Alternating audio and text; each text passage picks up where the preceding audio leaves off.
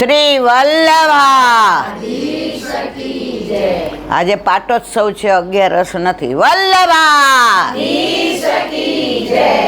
ગિરિરાજ ધરણ કી શ્યામ સુંદર શ્રી અમને શ્રી ગુસાઈજી પરમ શ્રી ગોકુલ દાવ દયાળ કી श्री नवनीत प्रिया लाल की अपने माथे विराजता सेव्य स्वरूप की जय. बधाई वैष्णव ने जाजा करे जय श्री कृष्ण. આજે આનંદ નહીં, આજે પરમાનંદ. જે બ્રહ્મ સંબંધ લઈને ઘરે નામ સ્મરણ કરે અને પ્રભુ ન બિરાજતા હોય એ બધાને ઘરે આનંદ. પણ વલ્લભ કૃપા કરીને આપણા માથે પોતાનું સર્વસ્વ વલ્લભે સ્પષ્ટ આજ્ઞા કરી, મેરો સર્વસ્વ તો કુપધરા દેતી હો. કોઈ પોતાનું સર્વસ્વ ના આપે હો મારા વાલા. આવા પતિ પત્ની હોય ને તો સર્વસ્વ નથી આપતા. વલ્લભે સર્વસ્વ આપી દીધું. અને મને આનંદ એ વાતનો છે કે અહીંયા જેટલા બેઠા છે બધાના ઘરે ઠાકોરજી બિરાજે છે. એક બી વ્યક્તિ એવી નથી, એક બી વૈષ્ણવ એવું નથી કે જેના ઘરે જેના માથે ઠાકોરજી નથી બિરાજતા. હમણાં અમે આ ગીતાને ઘરે ગયા હતા, નાવ મનોરથ કર્યો. હવે ઠાકોરજી ઘરમાં ના બિરાજતા હોય તો નાવ મનોરથ થાય આપણાથી? કરીએ ખરા? આજે અહીંયા આનંદ શું, લોકો એમ કે મારું ઘર ગોકુળ છે, પણ અહીં ખરેખર ગોકુળ છે. અહીંયા સાસુ વહુના બેયના ઠાકોરજીનો આજે પાટોત્સવ છે. चल सखी सोतन के घर जाइए, मान घटे तो कहाँ घटे, पीयू के दर्शन तो पाइए. આ બે જણાને બહુ નજીકથી જોયા છે, કારણ કે આ સોસાયટીમાં મારા ખાસ બેનપણી રહેતા હતા. હેમાબેન આપણે આવતા હતા, યાદ છે ને? અને એમણે જે મને પ્રેમના પિયુષ પાયા છે. કયું પ્રેમ? પુષ્ટિ માર્ગનું. મને જ્યારે કક્કાનો પેલો કોઈ નહોતો ખબર પડતી ત્યારે એ વૈષ્ણવે, પછી આ બધાય આ બધાએ મને સમજણ પાડી છે કે પુષ્ટિ માર્ગ કોને કહેવાય. ત્યાં સુધી મારામાં દીનતા એટલે શું મને ખબર નહોતી. વૈષ્ણવનો સંગ થાય, તન મનના દોષ જાય, મિથ્યા પ્રપંચ મારા જાય ટળી. તમને ગમે ત્યાં જાઓ, ગમે ત્યારે ભગવદીઓ દ્વારા ભગવાન મળે, ભગવાન દ્વારા ભગવાન ક્યારેય મળે નહીં. એનું પ્રગટ પ્રમાણ મારા વલ્લભે નિવેદનમ તુ સ્મર્તવ્યમ સર્વથા તાદ્રશય જન. વલ્લભ બધાને તાદ્રશી જ માને છે. ભલે આપણે નથી, આપણને ખબર છે, હજી આપણે તબક્કે નથી પહોંચ્યા, પણ વલ્લભના તો વાલા છીએ ને છીએ જ. 3 દીકરા હોય ને માને, એમાં એક ડૉક્ટર હોય, એક સીએ હોય, અને એકને જરાક હોશિયાર ઓછો હોય ને રિક્ષા ચલાવતો હોય. તો મારા વાલા, મારા હમખાઈને કહેજો, માને કયો વાલો લાગે? જો હું કાંઈ બોલી છું, કેમ એ વાલો લાગે છે? એ થોડો નબળો છે, એ આ બેયની તોલે નથી આવે એમ, એ આ બેયની સરખામણી નથી કરી શકે એમ. પણ માં કાયમ એની સરખામણી હૈયાના હેતથી કરે છે. માં બનીને આવ પ્રભુ તારા ખોળે મારે રમવું છે, થયા એકઠા ખૂબ આંસુ તારી પાસે રડવું છે. તો જો ડૉક્ટર એનું કરી લે, સીએ એનું કરી લે, ઓલા રિક્ષાવાળાની ચિંતા નહીં, એનું માં કરી લે છે. તો આપણામાં એટલે કે યમુનાજી, આપણા બાવા એટલે કે શ્રીજી બાવા, આપણા ઘરે આપણા માથે બિરાજતા આપણા ઠાકોરજી અને આપણા ગિરિરાજ બાવા. આપણી બધી વ્યવસ્થા કરી લઈએ છીએ કે આ થોડો નબળો છે. આપણે નબળા શેમાં છીએ ખબર છે? આપણે ભક્તિમાં નબળા છીએ ને સંસારમાં પાવરધા છીએ. ભક્તિમાં નબળા છીએ અને સંસારમાં પાવરધા છીએ. તો આપણી માં ઈચ્છે છે નેહ કારણ શ્રી યમને પ્રથમ આય. જો પ્રથમ કોણ આવ્યું છે ખબર છે? યમુનાજી. પછી ઠાકોરજીનું પ્રાગટ્ય છે.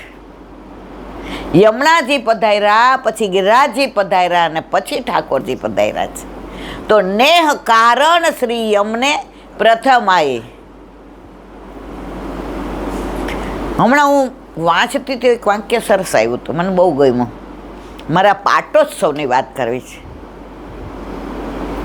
મને જાનકી ઉપર, મુકુંદભાઈ ઉપર ને શારદાબેન ઉપર માન એટલે થાય છે કે આટલા વખતથી ઠાકોરજીને લાડ લડાવે છે. એ લોકો અસારવા મળે તોય ઠાકોરજીની વાત કરે, હોલમાં આવે તોય ઠાકોરજીની વાત કરે. હવે ઘરમાં ઠાકોરજી ન હોય ને તો સાસુઓ લડવાની વાતો કરે. ખરું ખોટું? આ તો ટાઈમ જ નથી મળતો. તો મારે જે કેવું તો હમણાં મેં વાંચ્યું હતું,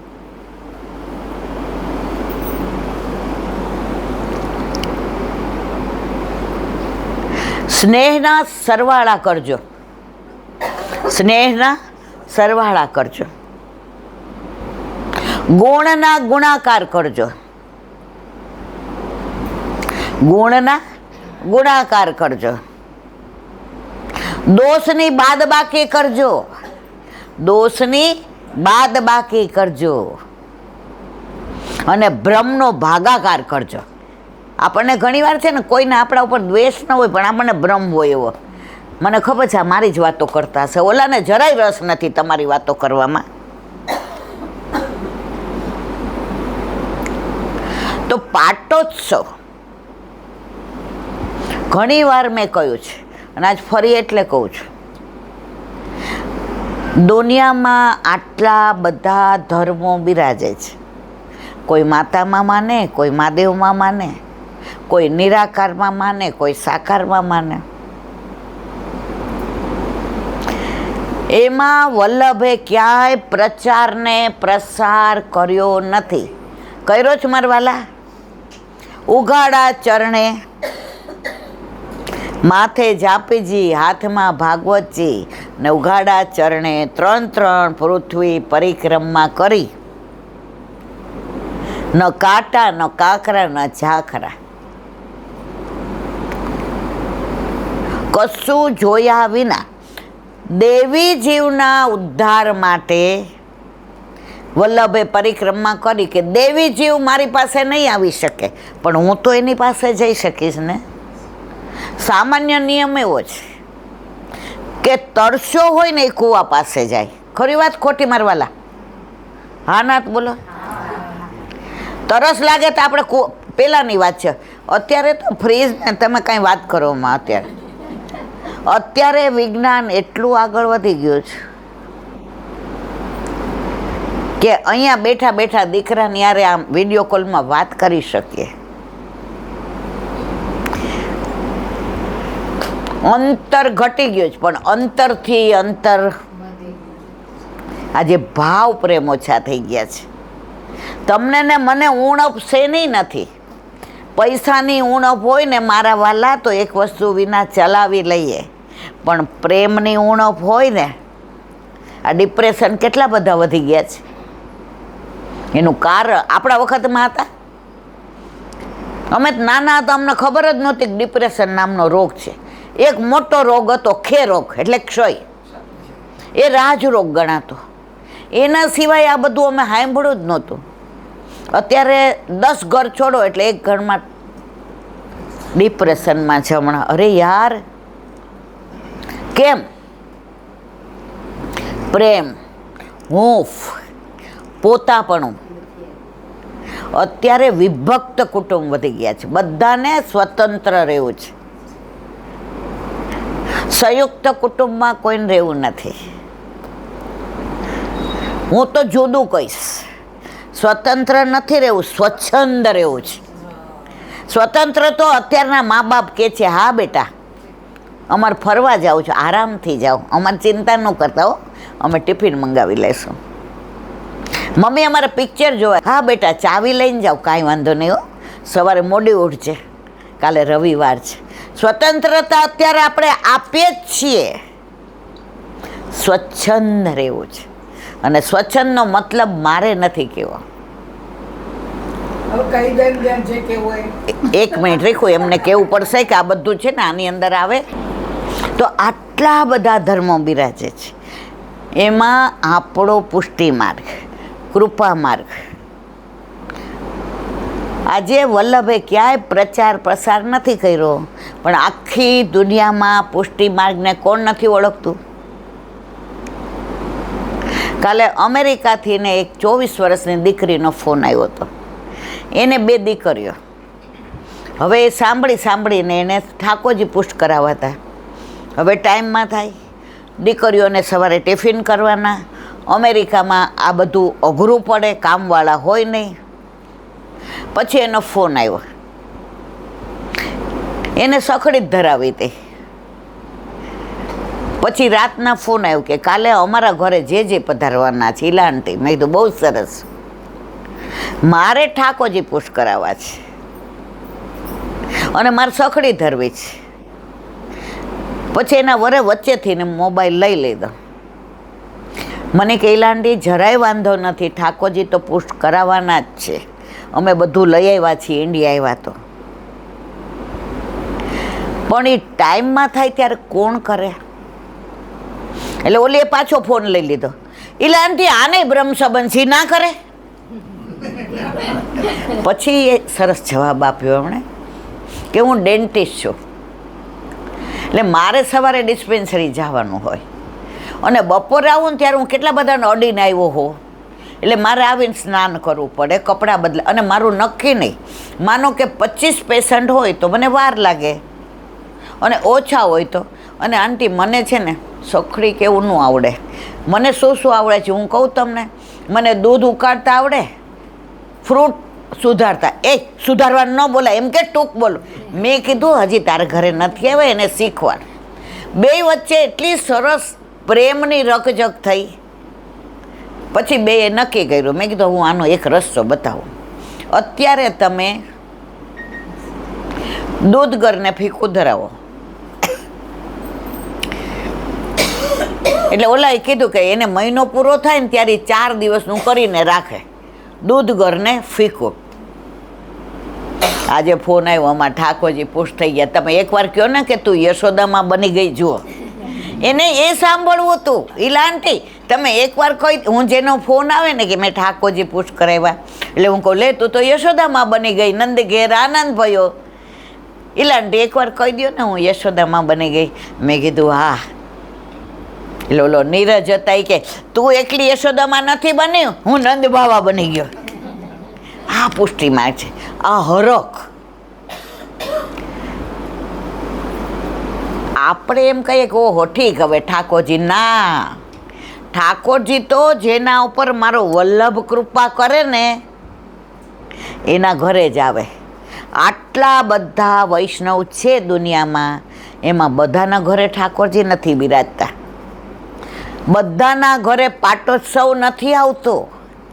આપણે બધા કેટલા નસીબદાર છીએ કે દર વર્ષે તમે જોજો, કદાચ આપણે આપણો જન્મદિવસ ભૂલી જશું, પણ મહિના પહેલાં આપણને આપણા ઘરે આપણા માથે બિરાજતા આપણા ઠાકોરજીનો પાટોત્સવ તો યાદ હશે હશે ને હશે જ. ખરી વાત ખોટી વાત? આપણે ભૂલીએ છીએ. કોઈના ઘરે જઈને પાટોત્સવ હોય ને એટલે આપણે ધીમેકથી કહેવાના છીએ, મારે ઠાકોરજીનો કશું બાછટ ન હોય. હવે કોઈએ પૂછ્યું તમને? અંદર એક ઉત્સાહ છે, અંદર એક આનંદ છે કે અમે જેના છીએ, જેના માંથી અમે આવ્યા છીએ, એ અમારા ઘરે બિરાજે છે, અમારા માથે બિરાજે છે. આ જેવી તેવી વસ્તુ નથી, આ ગૌરવ લેવા જેવી વસ્તુ. ખુમારી, મારા વલ્લભનું એક સ્વપ્ન હતું કે ઘરે ઘરે ઠાકોરજી હોય, ઘરે ઘરે મંદિર હોય. મંદિરમાં બધાય હોય એમ નહીં, ઘરે ઘરે અને આજે સ્વપ્ન મારા વાલાનું સાકાર થવા જઈ રહ્યું છે. અને જેના ઘરે ઠાકોરજી હોય એના ઘરે પાટોત્સવ તો આવતો જ હોય. જો અમારી નીતા એવી રાજી થાય છે, એના